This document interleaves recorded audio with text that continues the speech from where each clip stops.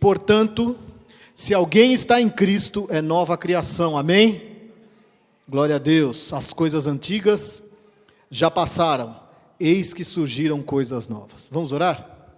Pai, nós te agradecemos, Senhor, por tudo que o Senhor fez até aqui, nesse domingo, nas nossas vidas, ó Pai, nesse momento de culto, neste momento, Senhor, de celebração do Teu nome, através das músicas, através do expediente, através das orações. Cremos, Senhor, ó Deus, que milagres já foram liberados nessa noite, e que nós ouviremos grandes testemunhos, Pai, de curas, de libertações, e ouviremos, Senhor, ó Deus, daquilo que o Senhor é capaz de fazer na vida daquele, Senhor, ó Deus, que se coloca sem reserva, se lança nos Teus braços. Por isso, nessa noite, Senhor Deus, coloco também a minha vida diante de Ti, que Teu Espírito Santo possa conduzir, ó Deus, essa palavra, essa ministração, e tocar em cada coração, Senhor Deus, suprindo cada necessidade, Senhor, que esta semente possa germinar e dar muitos frutos para a glória do nome do Senhor, amém? Pode se assentar. Essa semana, como eu disse, eu estava pensando muito em mudanças, e eu estava mexendo em algumas fotos antigas no meu computador, tirando de um computador e passando para o outro. O tema dessa mensagem veio exatamente no momento em que eu vi uma foto. Essa foto ela foi tirada no dia 26 de janeiro de 2008, ou seja, quase 9 anos. Lá em Mauá, numa igreja que chama Comunidade Casarão. Foi no dia seguinte à minha volta a São Paulo. Para quem não sabe, eu morei 10 anos no interior, morei 10 anos em Rio Claro, e eu voltei para São Paulo no dia 25 de janeiro de 2008. Era uma quarta-feira. E na quinta-feira a gente foi a Mauá, na sexta-feira nós fomos a Mauá, tinha uma palestra para fazer lá na igreja, e eu e a Jane, a gente ministrou algo sobre mudança, e o tema era um brinde à mudança, amém? Quem gosta de mudanças? Quem gosta de mudanças?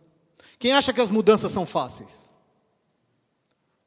São difíceis.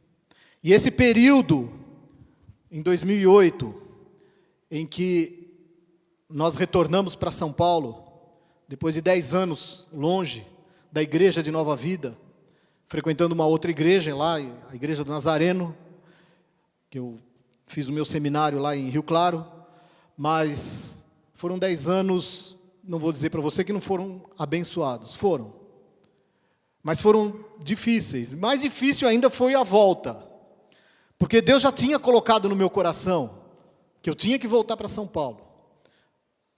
Uma pessoa já vinha falando isso para mim: volta, teu lugar é de volta na sua cidade. E eu resistindo, porque a ida foi fácil, dura foi a volta. Existiam muitas coisas envolvidas para eu abrir mão de tudo que eu estava envolvido na igreja, como pastor também, lá.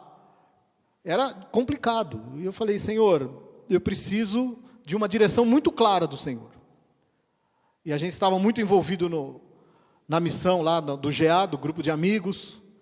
Todo mês eu tinha que estar aqui em São Paulo, todo mês eu tinha que estar em Mauá, toda hora viajando para o Rio de Janeiro, viajando para Friburgo, viajando para Niterói, para todas aquelas cidades, e isso estava me desgastando de certa forma, e eu sabia que eu precisava de uma mudança, mas nós resistimos muito às mudanças, amém? Porque é difícil, eu falei: mas como é que vai ser?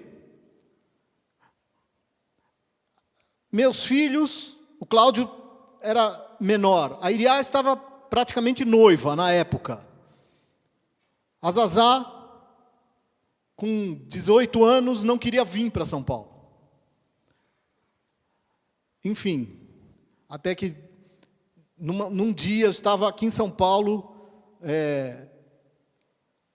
lá na casa, que nós tínhamos as nossas casas de comunitárias. Uma hora que eu tiver mais oportunidade, a gente explica melhor o que eram essas casas.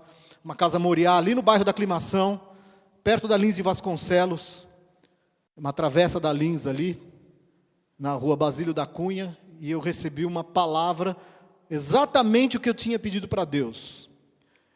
Deus, se for para eu voltar realmente para São Paulo, que as coisas aconteçam exatamente da forma que... E assim, eu coloquei de uma forma, humanamente falando, impossível. Né? E para Deus não há impossíveis. Quando Deus quer agir na nossa vida, Ele age. Mas também nós temos que nos colocar numa posição de aceitar aquilo que Deus tem para nós. Mesmo que você ache o mais difícil possível. E aconteceu. E eu falei para a Jane, bom, Jane, então precisamos marcar essa data de mudança. E viemos. Dia 25 de janeiro de 2008, estamos aqui há quase 9 anos e Deus tem abençoado demais a minha vida. Então, o tema dessa mensagem é um brinde à mudança, amém? Nós temos que brindar todas as mudanças nas nossas vidas, por mais difíceis que elas pareçam, por mais complicadas que elas se apresentem diante de nós. E eu tenho meditado nessa palavra, portanto, se alguém está em Cristo, é uma nova criatura, é uma nova criação. Essa já é a maior mudança que um ser humano pode experimentar na sua vida. Porque você não é mais uma criação, você não é mais uma simples criatura de Deus. A partir do momento que você está em Cristo, não é apenas você ter Cristo. Existe uma diferença. Estar em Cristo é a mesma coisa de estar junto, como marido e mulher, uma só carne. O Espírito Santo de Deus habitando dentro de nós, isso é estar em Cristo. É uma nova criação. E ele continua dizendo, as coisas antigas se passaram, eis que surgiram coisas novas. Mas para que estas coisas novas surjam, existe o período da mudança. Existe o período de transformação. Existe um período de crescimento, de avanço, para que você atinja um objetivo, para que você atinja ou chegue num determinado local. E essa palavra ela é de muita importância para a vida de cada um de nós. Deus gosta de mudanças. Eu estava aqui, enquanto a gente estava louvando, eu estava lembrando do tempo da Araguaia. E quando eu voltei, estávamos todos lá na Araguaia, e eu lembro que muitas coisas aconteceram lá, durante o período que a igreja ficou lá. E o tempo que eu estava também lá na Araguaia. E eu lembro de uma pessoa que falava assim, puxa, a gente vai sentir saudades daqui, afinal de contas, tantas coisas aconteceram nesse local. Deus já fez tantos milagres, tantas coisas aconteceram, e logo nós estaremos no templo novo, que é esse aqui. E eu comecei a meditar nisso e pensei, puxa, existia uma promessa de mudança, a mudança da igreja, mas esse período entre o dia, eu nunca me esqueço o dia que nós viemos aqui, eu, pastor Bruno, pastor Michel, e nós pisamos nesse terreno. E eu lembro que tinha, você lembra, pastor? O que tinha desenhado no chão desse terreno? Exatamente, um pentagrama, enorme assim, desenhado no terreno. Quando eu olhei aquilo, meu coração... Eu senti assim uma inquietação no meu coração. Falei, pastor, olha aqui o que tem aqui nesse terreno. Um pentagrama. Para quem não sabe, o pentagrama é um dos símbolos do satanismo. E nós desmanchamos aquilo. E eu creio que aonde nós colocássemos a planta dos nossos pés, ali é território santo do Senhor. O inimigo não tem poder mais não tinha mais poder sobre esse local. Porque ele já era nosso. E só faltava o período da construção. E esse período da construção foi o período de grande luta, de grande dificuldade para cada um. Todo mundo sabe, quem acompanhou sabe das lutas, das dificuldades para chegar até aqui, como nós chegamos até aqui. E esse período de transição que é difícil para cada um de nós. Amém? É esse período até você chegar no ponto que você quer chegar, o objetivo que você tem. E na nossa vida não adianta você achar que acontece uma única mudança. A nossa vida ela é cíclica. Ela vai mudando ao longo dos anos, de cada um aqui. E como é bom essas mudanças. Como é bom você poder olhar para trás e falar, puxa vida, tantas coisas já aconteceram na minha vida, tantas mudanças, tantas transformações, tantas vitórias, as lutas foram grandes, os problemas pareciam insuperáveis, mas em todos eles o Senhor esteve conosco. Em todos eles o Senhor supriu cada uma das necessidades dessa igreja. Nada nos faltou, tanto que estamos aqui. Deus operou tantos milagres. Eu achei tão interessante que tanta gente viveu tanto milagre financeiro na época da construção dessa igreja, que pôde contribuir de alguma forma, que muitas vezes Deus coloca recursos nas nossas mãos, não porque a gente quer um prédio bonito, uma estrutura, não, mas principalmente porque nós estamos aqui, porque o nome do Senhor aqui tem que ser glorificado. Amém? Pessoas precisam ser atingidas, ser tocadas, e existe ao redor desse local aqui um celeiro muito grande. Amém? Um celeiro para que nós venhamos colher estas vidas, ceifar estas vidas do mundo, arrancar do mundo e trazer para o reino de Deus. Eu lembro quando nós mudamos, ainda não tinha entregue esses prédios aqui atrás, só tinha aqueles ali. Quando nós compramos o terreno, esses prédios não tinham nem começado a construir. E quando começaram a construir, a gente já imaginou a quantidade de pessoas que Deus iria colocar aqui dentro dessa igreja. E já temos alguns. É apenas o começo. Então Deus nos coloca em determinados locais para que o nome dEle seja pregado, para que a glória de Deus seja manifesta, para que pessoas sejam tocadas e alcançadas. As mudanças, as transformações nas nossas vidas têm um único objetivo: exaltar o nome do Senhor. Amém? Mesmo nos momentos de grande dificuldade.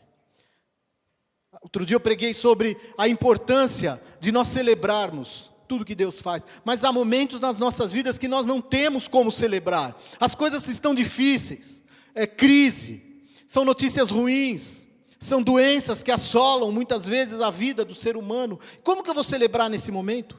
Como que eu vou glorificar o nome de Deus nesse momento? A palavra de Deus diz que há tempo para tudo debaixo do céu. Há tempo para chorar, há tempo para sorrir, há tempo de plantar, há tempo de colher. Então, quando você aprende esse segredo de Deus, de que você pode celebrar, mesmo nos momentos mais difíceis da tua vida, você celebra não porque as coisas estão acontecendo não da forma que você queria, não porque as pessoas estão doentes, ou não porque você perdeu seu emprego, porque você está passando por uma situação difícil. Você tem que celebrar não por essa situação, você tem que celebrar porque mesmo diante destas situações, existe um Deus sobre a tua vida, que promete que nada vai te faltar. Ele vai passar com você pelo vale, Ele vai passar com você junto nessa luta, nessa dificuldade. O Senhor disse: estarei com vocês todos os dias, até a consumação dos séculos. É por isso que nós temos que ser homens e mulheres que celebram a presença de Deus na nossa vida todos os dias. Você tem sido aquele homem, aquela mulher que levanta as mãos todo dia de manhã quando você acorda e celebra a vida que Deus tem te dado? Quantas vezes nós acordamos pela manhã e fala: puxa, eu não tenho motivo para me alegrar no dia de hoje, eu não tenho motivo para agradecer. Tem sim. O fato de você ser uma nova criatura, uma nova criação. E ele diz: as coisas velhas já passaram. Quando você começa a pensar nisso, que estas coisas velhas já passaram, a minha vida antiga já não me pertence mais, a minha vida do pecado, a minha vida em que eu vivia num mar de destruição, exaltando o nome do inimigo, trazendo maldição para a minha vida, isso faz parte do meu passado. Deus fala: eis que surgiram coisas novas, e estas coisas novas é a alegria do Senhor, que é a nossa força. Ele te enche de alegria no momento da transformação, no momento em que você está no deserto, no momento em que você sai de um determinado lugar e está caminhando para outro lugar. Ele disse: coisas novas vão surgir na tua vida. Portanto, nessa noite, eu quero desafiar a igreja, desafiar a glorificar o nome dEle, exaltar o nome dEle, pedir: Senhor, se eu não estou sentindo essa alegria, se a tua alegria não tem sido a minha força, eu quero uma mudança de pensamento, eu quero uma mudança de atitude na minha vida, para que o teu nome seja exaltado, através da minha vida. Deus se agrada disso. E nós temos visto hoje muitas pessoas com um sentimento de ingratidão. E eu acredito que a ingratidão é um dos sentimentos que mais irritam a Deus. Que mais deixa Deus triste, irritado. Basta você lembrar do povo que saiu do Egito.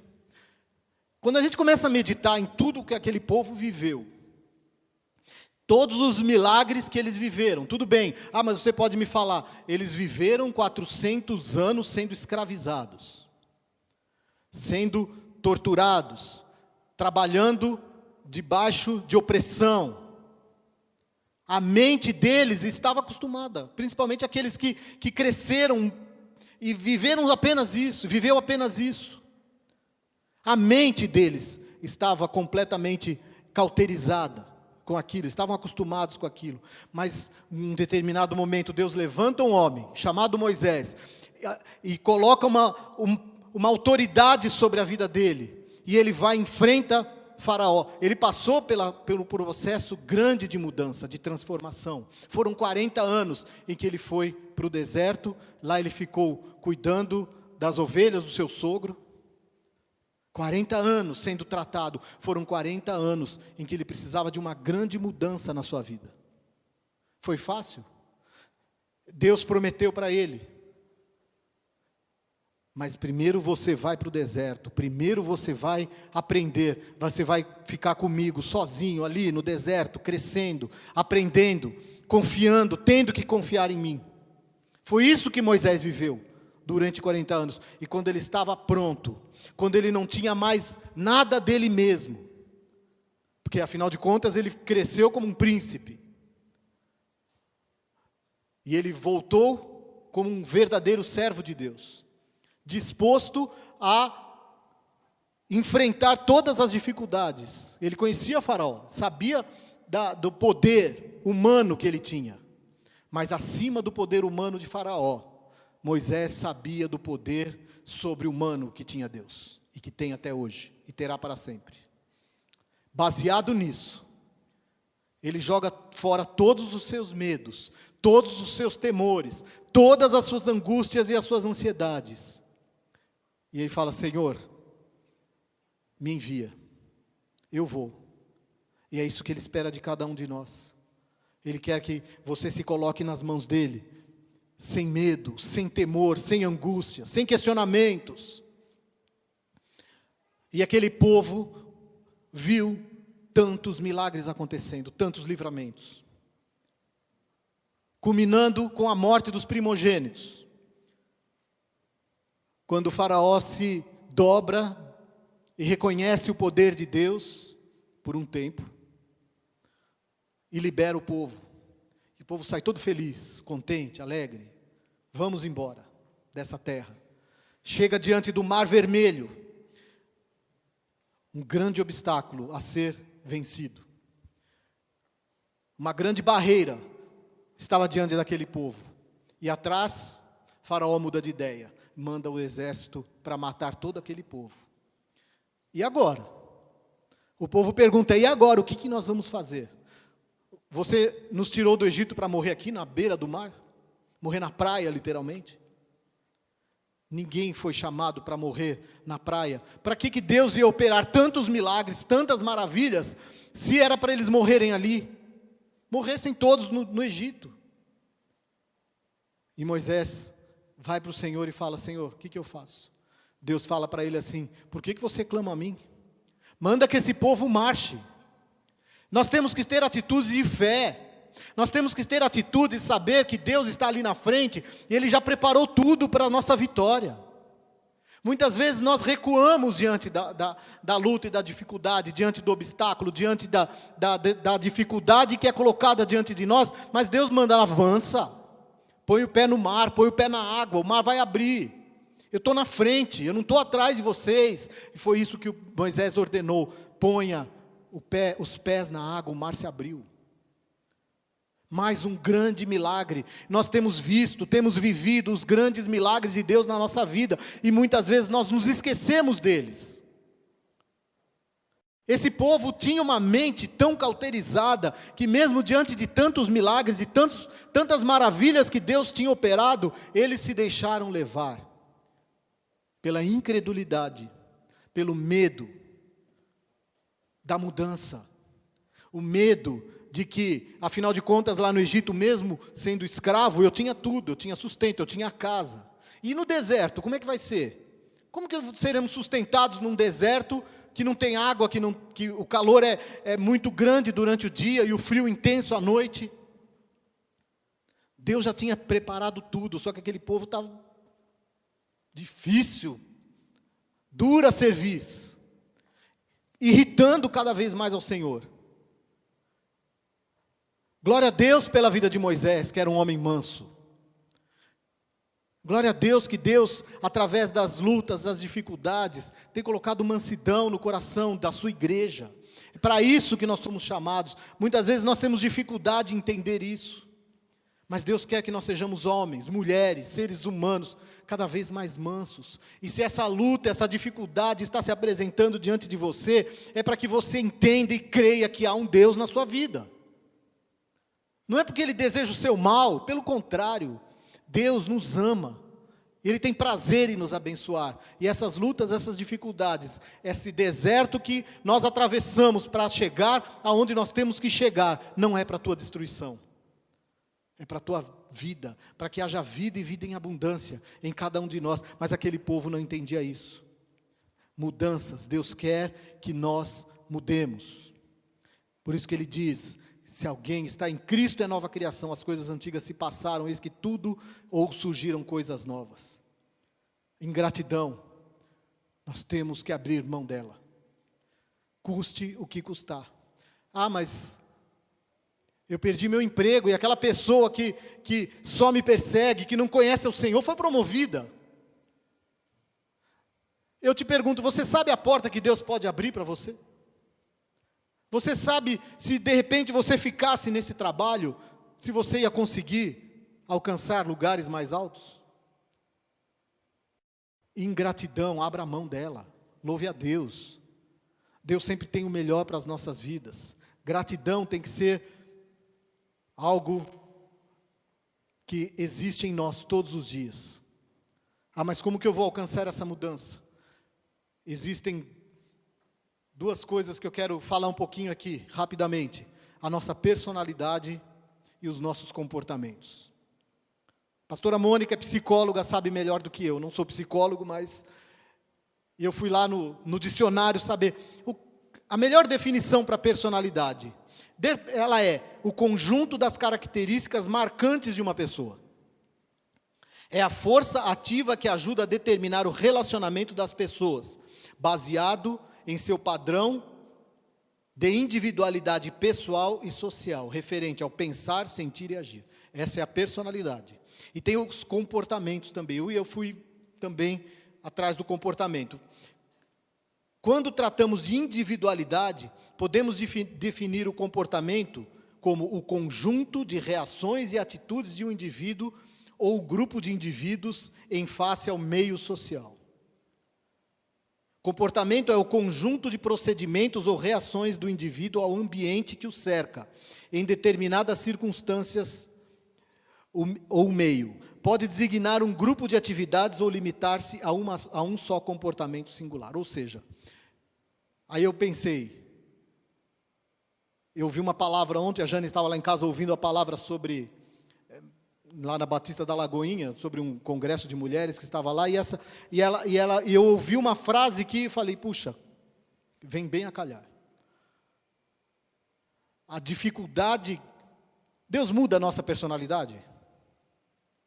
Muda ou não muda? Quem acredita que muda? Quem acredita que não muda? Eu acho que Ele molda um pouco as nossas personalidades. E os comportamentos? Muda? Muda. O que é mais fácil mudar, a personalidade ou o comportamento? Comportamento. Mas para que nós mudemos os nossos comportamentos, aqueles comportamentos que nos fazem mal, aqueles comportamentos que nos mantêm num determinado lugar, que faz com que as bênçãos de Deus não cheguem até nós. E nós não abrimos mão. Não queremos. É muito mais fácil nós mudarmos comportamentos do que mudarmos a nossa personalidade. Eu não acredito numa mudança radical de personalidade. Eu acredito que o nosso comportamento, ele pode, de alguma forma, mudar alguma coisa na nossa personalidade. Mas a personalidade, a pessoa nasce e vai morrer com a mesma personalidade. Agora, comportamento, não. Aquele povo precisava de mudança de comportamento. Aquele povo precisava de mudança nos seus pensamentos, na maneira como eles criam, como eles viam as coisas. E nós, como igreja, não somos diferentes. Quando nós saímos do mundo e estamos recebendo o Senhor como o nosso Senhor e Salvador, a gente vem do mundo com uma carga de comportamentos errados. Uma carga de comportamentos que não agradavam a Deus. Comportamentos de pensamentos, de palavras, de atitudes. E esses comportamentos precisam ir para a cruz. Não existe outro lugar de mudança que não seja a cruz. Bom, vamos dar exemplos então, né? Já que a gente está falando de ingratidão, a murmuração. Às vezes somos tão viciados nela, que a gente murmura sem perceber. Nas mínimas coisas. Hoje, por exemplo, eu estava lá em casa, meu óculos, eu bati a mão, meu óculos caiu atrás da cômoda da minha cama, assim. Eu já, né? Ai, que droga, esse óculos caiu aqui atrás. Gente, assim, imediatamente o Senhor já falou comigo. Porque quando a gente vai pregar, eu pelo menos fico meio ligado, né? Fala, você vai falar de mudança, olha aí. E eu não tenho problema nenhum e muitas vezes expor algumas coisas, porque faz parte do ser humano. Mas faz parte de cada um de nós também lutarmos contra isso. Porque a nossa carne não se converte, a nossa luta é contra a carne, contra sangue. Paulo diz, o bem que eu quero fazer eu não faço, mas o mal que eu não quero, esse eu faço. É uma luta ferrenha, é uma luta diária. Então eu falei, Deus, perdão. Né? Toca o barco. Vamos em frente. A gente tem que ter uma atitude nos nossos pensamentos de mudança. Mudança de pensamento. Quebrou alguma coisa, caiu alguma coisa, vindo para a igreja, furou um pneu, peguei um acidente. Qual é a nossa primeira reação? É reclamar. Agora você sabe o que Deus pode estar te livrando? Do que teria acontecido se Deus não permitisse que esse problema te acontecesse? Nós não sabemos, mas Deus sabe. Confiar em Deus é isso. Confiar na soberania de Deus é isso. Então, os nossos comportamentos, eles têm que ser transformados. Como? Pela renovação da mente. Aliás, a gente veio falando isso desde praticamente do início do ano, né? Da metanoia. De comportamentos, de mudança da mente, renovar a mente. E como que eu renovo a mente? A mente só é renovada pela exposição diária, sistemática, pela palavra de Deus, na palavra de Deus. Não existe outra forma de mudança de mente. Mas eu posso pode mudar algumas coisas sim, mas o que muda, o que traz a verdadeira transformação, e Deus diz, porque sem essa transformação, nós não vamos experimentar qual é a boa, a perfeita e agradável vontade de Deus. Você quer experimentar a boa, perfeita e agradável vontade de Deus para a sua vida? Muda a mente. Muda seus pensamentos, muda suas atitudes. Você mudando seus pensamentos, você vai mudar as suas atitudes.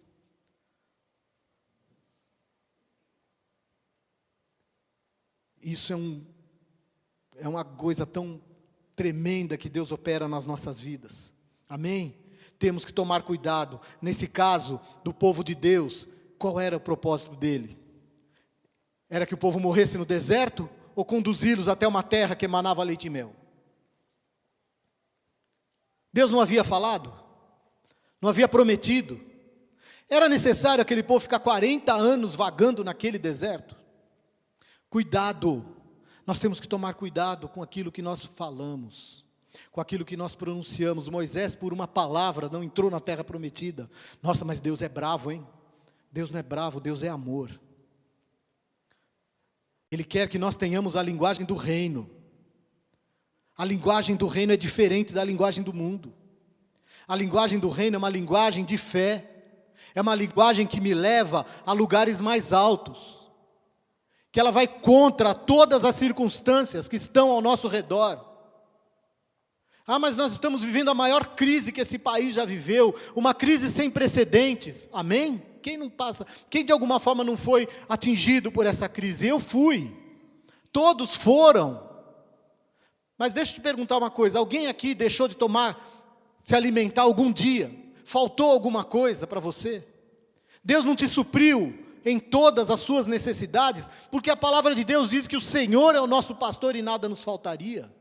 É promessa de Deus. Não importa a crise que você esteja passando, não importa a luta, o Senhor vai te suprir. Ele vai levantar de alguma forma algo para te suprir a tua necessidade. Não é para você morrer no deserto. Não é o objetivo de Deus para a tua vida. Não era o objetivo de Deus que aquela geração não entrasse na terra prometida. Deus queria que eles entrassem, tomassem posse de algo maravilhoso que Deus já havia prometido a Abraão, há muitos e muitos anos atrás. Mas por causa da incredulidade do coração daquele povo, eles não herdaram a terra da promessa. E nós como igreja vamos herdar o reino de Deus. É promessa de Deus, é promessa para a minha vida e para a tua vida. Portanto, nessa noite eu quero desafiar você, a cada um aqui, não sei quais têm sido as suas atitudes diante das coisas pequenas ou das coisas grandes que te acontecem. Mas fique atento, fique alerta. Nós temos que estar atentos e alertas 24 horas por dia, naquilo que nós falamos, no qual é o nosso comportamento diante das situações. Sabe por quê também? Porque o mundo está de olho em nós. Principalmente nos dias de hoje, em que o Evangelho, infelizmente, tem vivido dias difíceis. Perdeu a credibilidade a igreja. Eu me lembro quando eu era criança, quando meu pai era membro da Igreja Batista de Pinheiros, depois nós fomos para a Igreja Batista da Vila Mariana. Aquela época, quando se falava que a pessoa era um pastor, que era um evangelista, todas as portas eram abertas. O que ele falava era lei. As pessoas acreditavam. Hoje vai falar que você é pastor. Eu já compartilhei aqui, o que eu passei alguns anos atrás. O pastor Michel foi comigo buscar os móveis que eu tinha comprado. Eu vou contar de novo.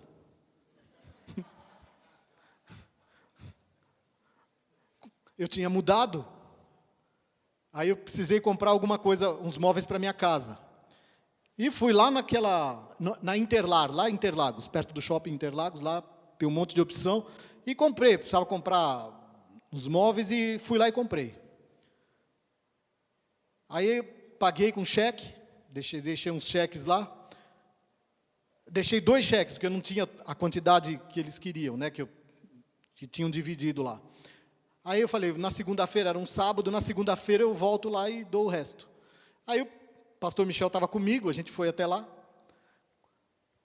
Quando chega lá, falou, o seu crédito não foi aprovado. Eu falei, por quê? Não tem restrição, não tem nada. A mulher sem querer solta essa, Acho que não era para ela soltar, ela devia ter inventado uma outra desculpa. É que para político e pastor a gente não pode aprovar o crédito. Você faz aquela cara, Falei, bacana. E você fica assim, meio sem saber o que fazer na hora, Mas aquela vontade de falar alguma coisa, aquilo que, a hora que o sangue parece que dá uma fervida, Ah, mas você não vai fazer nada, você pode processar. Falei, olha, não vem ao caso, Algumas situações já me aconteceram. Ah, você não vai processar essa pessoa? Não vou. Peguei os 2 cheques que tinha de volta. Fui numa outra loja. Aqui em Osasco tem uma rua que chama Pedro Fioretti, só tem loja de móveis. Comprei algo muito melhor, bem mais bacana, muito mais bonito do que eu tinha visto lá. E fui muito mais abençoado. Ou seja, cuidado, não murmure, não reclame. Fala, Senhor, o que o Senhor quer me mostrar com isso? Por que está acontecendo isso? Qual o caminho que eu devo tomar nessa situação? Quando nós entendemos isso, a nossa vida se torna bem mais leve, bem mais tranquila. E as pessoas do mundo questionam a nossa tranquilidade, a nossa paz, porque existe uma paz que excede todo entendimento sobre as nossas vidas. Amém? Então, olhe para a sua vida e pergunte: Deus, quais são as promessas que o Senhor tem para mim, diante dessa luta e dessa dificuldade? E eu perguntei também, por que esse povo ficou durante 40 anos naquele deserto? Precisava? Como eu disse, não precisava. Mas se você for buscar uma resposta, vai lá para o livro de Números, não precisa abrir, se você quiser depois você lê. Lá em Números, lá conta toda a história desse povo, dessa travessia rumo à terra prometida. E como eu disse, foi a incredulidade que impediu que eles entrassem na terra prometida. E por causa disso, Deus se irritou com esse povo e segurou eles. Eles falam: eles não podem entrar num lugar em que eles vão ser livres com uma mente de escravo. Era necessário abrir mão da mente de escravo. Você não é mais escravo do pecado. Abra mão. Abra mão do pecado, abra mão daquilo que prende a tua vida, que impede você de alcançar a terra prometida. A nossa mente tem que ser transformada pelo poder de Deus. O povo estava acostumado com as práticas egípcias. Viveram a vida inteira debaixo dessa prática. É hora de parar, olhar para trás e perceber tudo que Deus já fez. Lamentações 3:21 diz assim: todavia, lembro-me também do que pode me dar esperança. Lembre-se daquilo que pode te dar esperança. O que te dá esperança? O que te dá esperança? Eles preferiram ficar 40 anos naquele deserto. Isso foi uma decisão deles, não foi uma decisão de Deus. Portanto, nós somos responsáveis pelas nossas decisões e vamos colher as consequências de cada uma delas. Ore antes de tomar qualquer decisão. Busque direção de Deus. Nossas escolhas determinam o tempo que nós vamos ficar no deserto. Quanto tempo você quer ficar nesse deserto? Uma semana, um mês, um ano, 2 anos, 40 anos, 50 anos, a vida toda, morrer nele? A decisão é sua. Eu vou manipular Deus? Não, você não manipula Deus.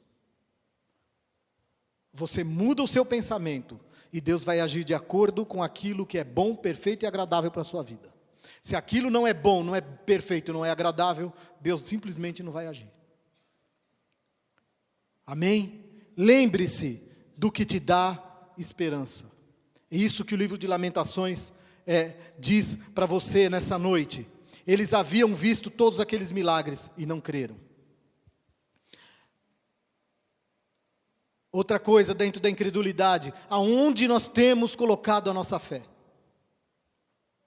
Aonde nós temos colocado a nossa fé? Na nossa própria força? Maldito o homem que confia no homem.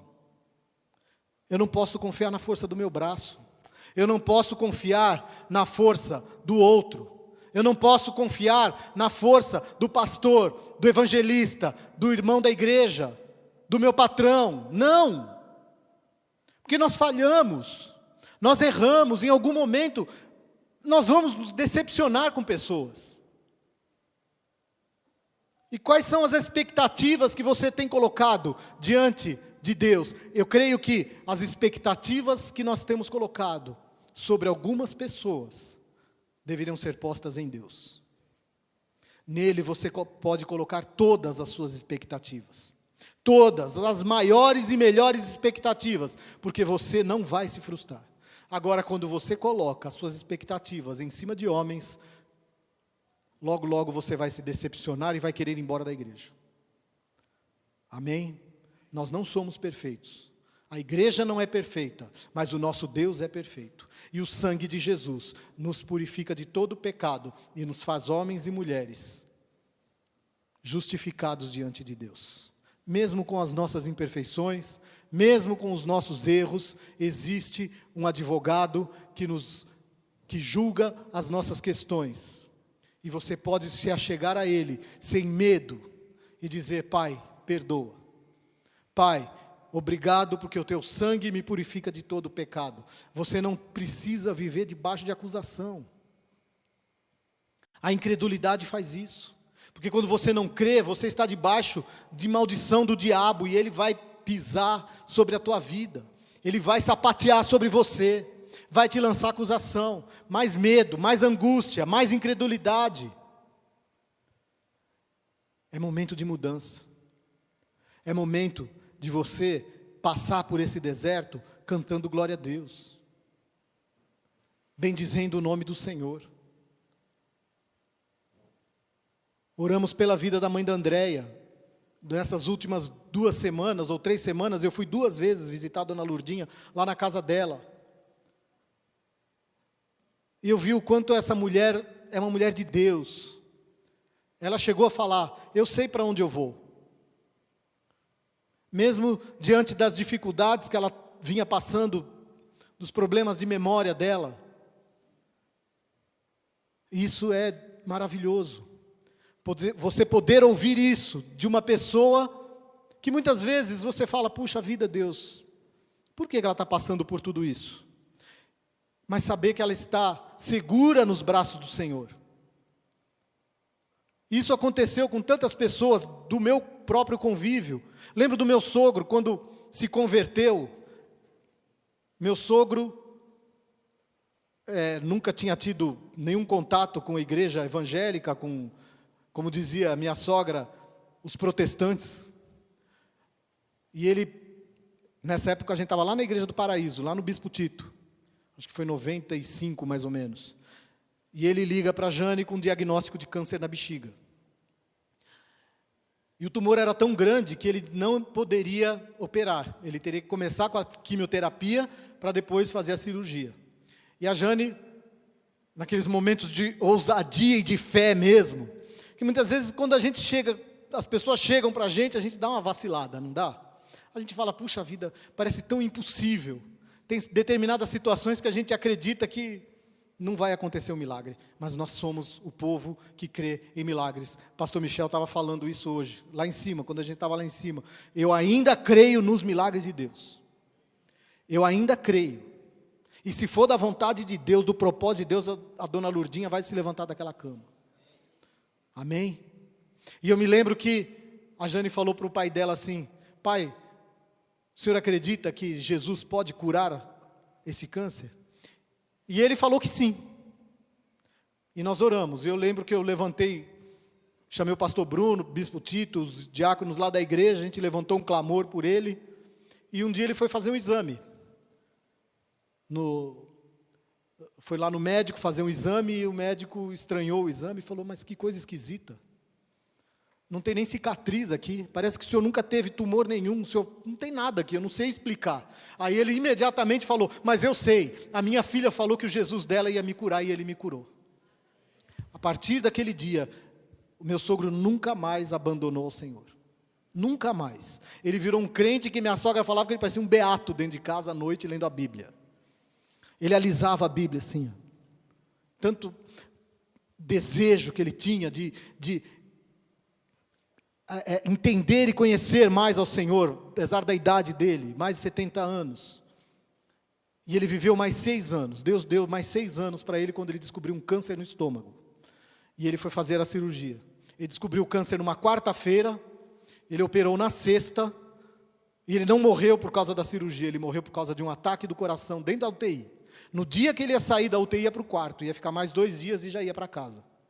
Mas ele teve um ataque do coração fulminante dentro do hospital e faleceu. Mas quando ele estava entrando na sala de cirurgia para operar, a última palavra que ele disse para a Jane foi a seguinte: filha, não se preocupe. Se der certo, amém. Mas se acontecer alguma coisa, eu sei para onde eu vou. Eu vou para os braços do Senhor. Isso é tranquilidade, isso é crer que Deus está no controle das nossas vidas e nós não precisamos temer doença, não precisamos temer câncer, não precisamos temer adversidades, não precisamos temer crises, nós precisamos temer somente ao nosso Deus. Amém? Portanto, tenha uma atitude de reverência, uma atitude de fé, uma atitude de agradecimento por tudo que Ele é e principalmente por tudo aquilo que Ele pode ainda fazer na tua vida, os milagres que Deus tem reservado para cada um de nós. E eu te pergunto nessa noite, aonde nós temos colocado a nossa fé? Aonde nós temos colocado a nossa fé?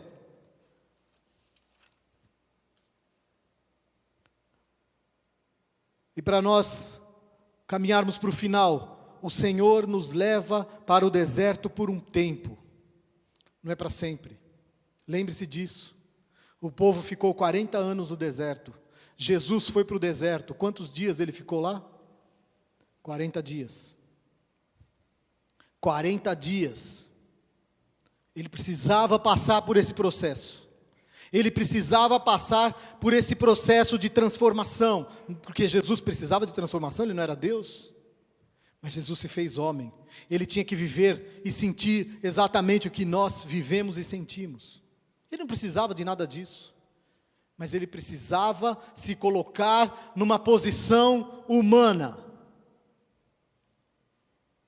Porque ele veio salvar humanos, seres humanos, como eu, como você. Então ele desceu, ele se esvaziou de si mesmo, da sua glória, da sua divindade, por um período de tempo, por amor a cada um de nós. Foi para o deserto, ficou 40 dias em jejum, teve fome, foi tentado pelo diabo, venceu ali aquela batalha, e venceu todas elas. No final, quando ele estava para ir para a cruz, aquela angústia estava sobre a vida dele, o peso do pecado estava sendo derramado sobre Jesus. Quando ele transpira sangue, tamanha era a pressão que estava sendo colocada sobre a vida daquele homem.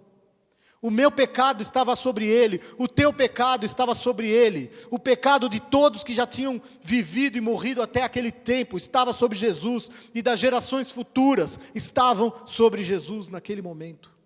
E ele foi até o fim, mas ele disse em determinado momento, diz: Pai, se possível, afasta de mim esse cálice, mas que não seja feita a minha vontade, mas a tua vontade. Jesus sabia que a vontade de Deus era boa, perfeita e agradável, por mais difícil que ela parecesse, porque ele sabia o que ele ia passar. Além da dor física que ele passaria, pelos açoites, a cruz, existia a dor espiritual, da separação, do pecado que nos separa de Deus, do peso do pecado que nos afasta da presença de Deus. Jesus sentiu exatamente isso. A solidão. Tanto que ele pergunta: Pai, por que me abandonaste? Eu acredito que esse foi quase o clímax da nossa redenção. O clímax foi quando ele disse: está consumado, está feito. A cabeça da serpente foi esmagada. O calcanhar de Jesus tinha sido machucado, mas a cabeça da serpente foi completamente aniquilada, esmagada, não tinha mais poder. Amém? Então lembre-se disso. Lembre-se disso. Filipenses 4, de 6 a 9 diz assim. Isso eu digo naqueles momentos em que os pensamentos vêm na nossa mente, os pensamentos de incredulidade, os pensamentos de que Deus não está comigo, de que as coisas vão dar errado. Não andem ansiosos por coisa alguma. Amém? Manda embora a ansiedade do teu coração. Manda embora. Hoje eu estava conversando com uma pessoa que teve um problema sério de ansiedade, que está tomando medicamentos. Eu aqui tomei medicamento antidepressivo por um período, porque eu falei, eu vou pirar. Foi um período difícil, eu já compartilhei aqui, mas eu falei, eu não aceito essa situação na minha vida, eu posso viver sem isso. Eu posso viver. Eu estou há 3 meses sem tomar um remédio para depressão. Ansiedade não pode tomar conta das nossas vidas. Não andeis ansiosos por coisa alguma, mas em tudo, pela oração e súplica, com ações de graça. Olha só, gratidão, ações de graça. Apresentem os seus pedidos a Deus. Não perca tempo reclamando, não perca tempo com incredulidade. Leve as suas orações a Deus, as suas súplicas com ações de graças. E a paz de Deus, que excede todo entendimento, guardará os seus corações e as suas mentes em Cristo Jesus. Olha que bênção, olha que maravilha. A tua mente, o teu coração estão guardados no Senhor Jesus. Isso significa que nada e ninguém pode tocar na tua mente, nada e ninguém pode tocar no teu coração, a não ser que você permita, a não ser que você baixe a guarda. Finalmente, irmãos, tudo o que for verdadeiro, tudo o que for nobre, tudo o que for correto, tudo o que for puro, tudo o que for amável, tudo o que for de boa fama, se houver algo de excelente ou digno de louvor, pensem nessas coisas. Mais uma vez eu volto para a metanoia. Mudança de mente. Mudança de mente. Todos os dias, toda hora, todo instante. Pensem nestas coisas. Tudo o que vocês aprenderam, receberam, ouviram e viram em mim, ponham-no em prática. E o Deus da paz estará com vocês. Existe uma condição para que o Deus da paz esteja conosco. Exatamente isso que nós lemos aqui. Guarde essa palavra no teu coração. Se for preciso, escreva num papel, guarde, cole na sua geladeira, cole no espelho do seu banheiro, leia ela todos os dias de manhã. Essa semana tem grandes coisas, decisões para eu tomar, coisas difíceis. Coloca essa palavra, não andeis ansiosos de coisa alguma. Você não precisa ter ansiedade, porque o nosso mundo nos ensina a sermos ansiosos. Nunca se teve uma geração tão ansiosa, tão depressiva e tão estressada, como temos tido nessa última geração. Tudo é urgente, tudo tem que ser para ontem, tudo tem que ser rápido, tudo. Isso gera um peso, gera uma ansiedade nos nossos corações. Se nós queremos brindar uma mudança nas nossas vidas, é preciso vencer o deserto. As dificuldades que existem no deserto. Amém? Você quer brindar a mudança na sua vida? Vença esse deserto. Se você achar difícil, peça ajuda. Outra dificuldade que nós temos é pedir ajuda. Porque eu tenho que ser cada vez melhor. Existe uma cobrança sobre as nossas vidas. Existe uma cobrança de que você tem que ser cada vez melhor, cada vez mais sucesso, cada vez mais para cima. Então você não pode mostrar fraqueza em momento algum. Em momento algum. Então nós não pedimos ajuda, não recorremos ao outro, nos isolamos, achando que sozinhos nós vamos vencer. Não vamos. Nós somos uma igreja. Aqui em Alphaville, a igreja de Nova Vida é conhecida como uma igreja família. Amém? E é bom viver isso. Família, quando a gente está em família, é um ajudando o outro. É um cooperando com o outro. Na dificuldade, nas suas fraquezas, nas suas ansiedades. Caminhar junto.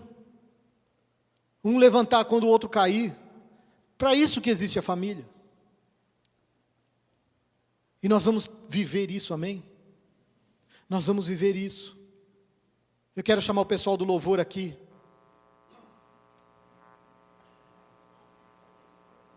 O grande segredo para que nós possamos viver uma vida de vitória no deserto e no final brindar a mudança É a mudança da nossa mente.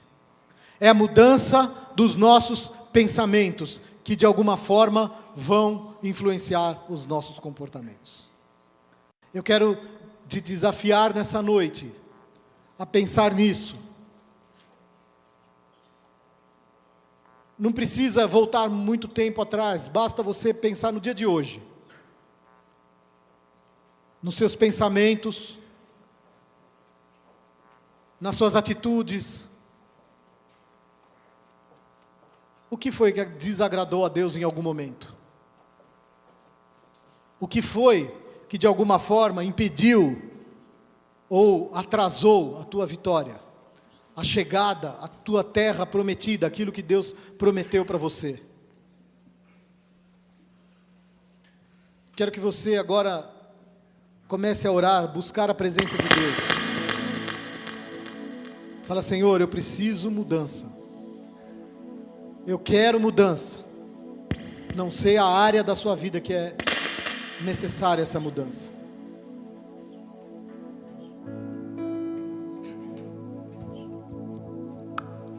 Comece a enxergar as coisas de forma diferente. Comece a enxergar as coisas com olhos espirituais.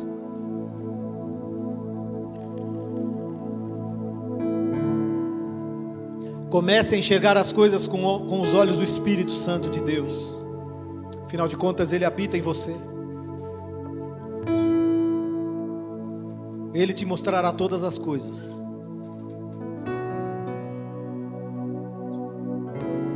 Ele te convencerá de todas as coisas. Deus quer trazer um renovo sobre a igreja nessa noite. Deus tem restauração para a igreja nessa noite. E quando eu digo igreja, não é esse prédio. Nós somos a igreja. Nós somos a noiva do Senhor, que Ele vem buscar em breve. Olha que promessa maravilhosa. Saber que em breve todas essas lutas vão cessar. Todas essas lutas deixarão de existir. Todos os nossos dilemas, todas as nossas demandas, as nossas mágoas, como mágoa corrói o nosso relacionamento com o Senhor. Nessa noite é tempo de mudança também. O Espírito Santo fala que há pessoas aqui que têm mágoas no seu coração e que precisam de libertação nessa noite, precisam abrir mão desse comportamento, desse sentimento que te impede de avançar. Seja livre em nome de Jesus. Não permita que o diabo te prenda com sentimentos de mágoa, com raízes de amargura que já tomaram conta do teu coração de forma tão profunda.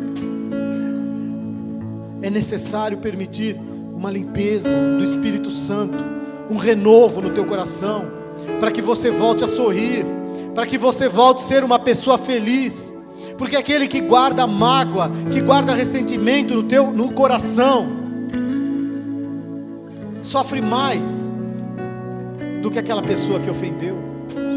Às vezes aquela pessoa que te ofendeu não está nem sabendo que você está magoado, entristecido, e você está aí sofrendo. A palavra de Deus diz que aquele que não libera perdão fica nas mãos dos verdugos, é atormentado dia e noite. Abra mão em nome de Jesus, e toda mágoa que existe no teu coração, perdoa. Eu acho essa frase maravilhosa. Eu não vou perdoar o outro porque ele merece o meu perdão, talvez não mereça. Eu vou perdoar o outro porque eu preciso ter paz. Eu quero ter paz. Você quer ter paz? Perdoe. Libera. Não vale a pena carregar esse peso. Esse peso talvez esteja encurvando a sua vida, trazendo dor, trazendo doença. E é momento de libertação em nome de Jesus. Enquanto nós cantamos, coloque-se na presença de Deus. E Ele vai te renovar nessa hora. Você tem liberdade. Se você quiser se ajoelhar, se você quiser andar, se você quiser ficar sentado, ficar de pé, não importa. Mas se deixe ser usado por Deus agora. Em nome de Jesus. Em nome de Jesus.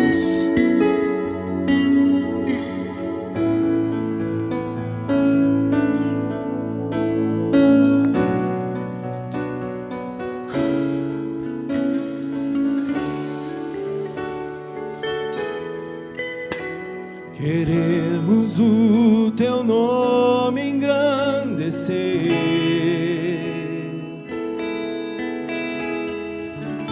e agradecer-te por tua obra em nossas vidas. Confiamos em teu infinito amor,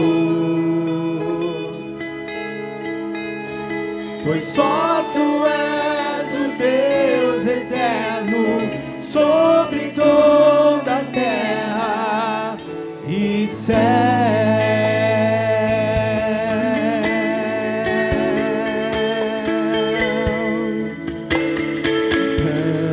Grande é o Senhor. Declare a grandeza do Senhor agora em nome de Jesus. Vai declarando isso na tua vida. Na cidade do nosso Deus, seu santo monte, alegria de toda a terra.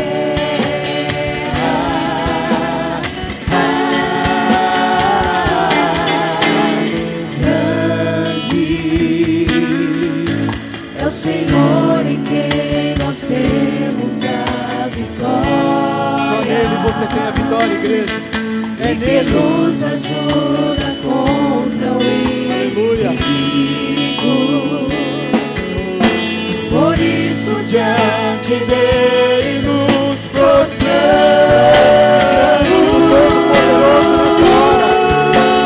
Aleluia.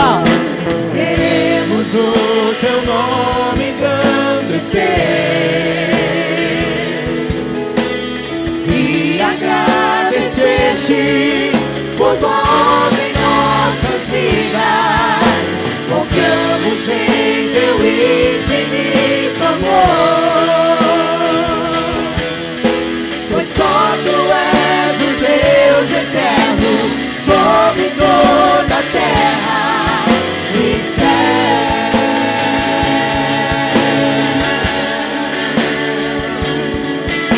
Queremos o teu nome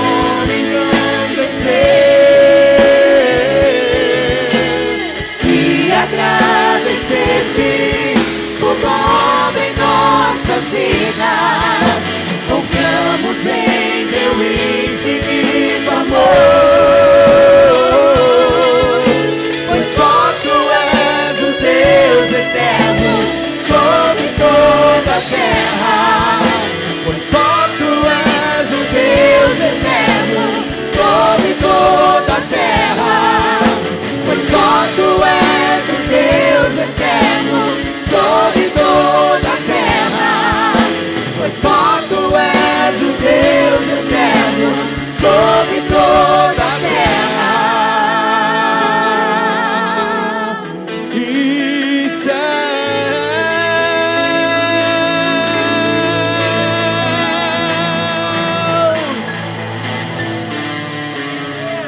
Aleluia. Quero deixar a igreja com essa palavra de Romanos 12,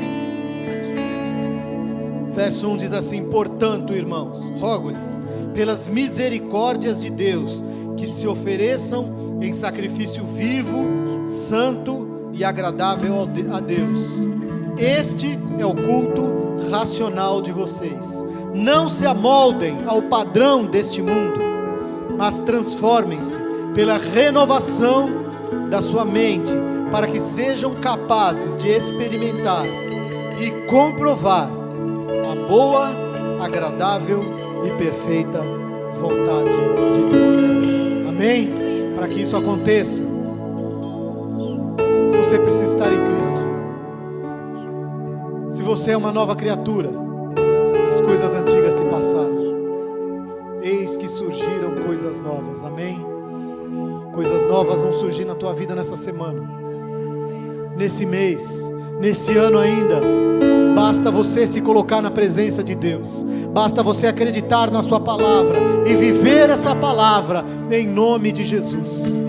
Amém? Glória a Deus. Dê uma grande salva de palmas a Ele. Louve o nome do Senhor. Amém? Temos a cantina. A cantina está aberta. Temos um bolo aí também, para quem quiser. Fique à vontade. Essa semana, hoje é dia 11, temos 2 aniversariantes aqui, né? Aliás, só os bons fazem aniversário dia 11 de setembro. Eu e o Tim. Tem mais algum do dia 11 aqui? Não, né? Que eu saiba. Amém? Igreja, Deus abençoe e tenha uma semana de vitória.